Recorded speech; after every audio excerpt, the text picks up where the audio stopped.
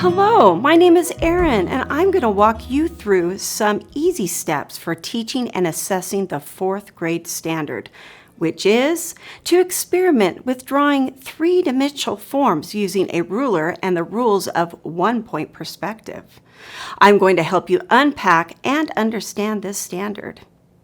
Be sure to check out the description for a full list of materials. And thanks for joining me today.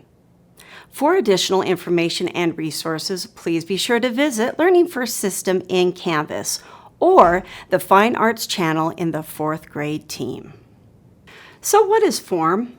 Forms are three-dimensional, meaning they have height, width, and the third dimension of depth, and can be viewed from many angles. Forms have volume and can take up space. Sculptures are a great example for form in art. As you can see in these examples here of three distinct sculptural pieces, each one of them has height, width, and depth and can be viewed from around. We can create the illusion of form on a two-dimensional surface such as a piece of paper.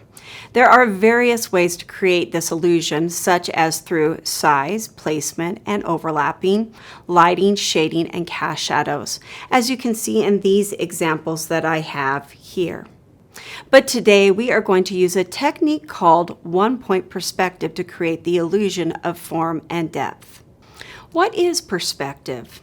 This term refers to the representation of objects in a three-dimensional space, representing the visible world in which we live in, on the two-dimensional surface of a picture. When we talk about one-point perspective, we refer to a drawing that contains only one vanishing point on the horizon line. In this example, the red line that is going across the paper is the horizon line. The red dot in the middle, sitting on the horizon line, is called the vanishing point.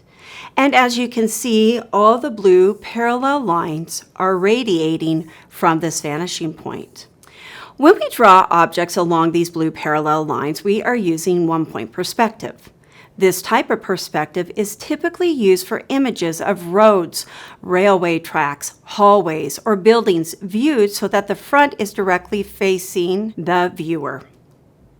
Let's take a closer look at one-point perspective in this painting Vincent van Gogh did of his bedroom. As the viewer of the painting, we are positioned standing in front of his bed, chairs, table, window, and artwork. All these objects appear to be going back into space, creating a sense of depth in the painting. All objects appearing to originate from one point located at the back of the wall. Now, if we overlay the image with a red horizon line and blue parallel lines, we will see that the objects in the room are indeed originating from a single point, or the vanishing point, indicated by the blue dot. Students can experiment with one-point perspective with this project, which uses rectangular and square shapes drawn from a single point on the horizon line. This student shows proficiency in their understanding of creating form, along with adding details such as color, patterns to each of the shapes to make it a fun and vibrant work of art.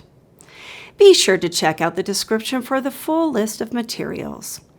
And thanks for joining me today. For additional information and resources, please be sure to visit the Learning First System in Canvas or the Fine Arts channel in the fourth grade team.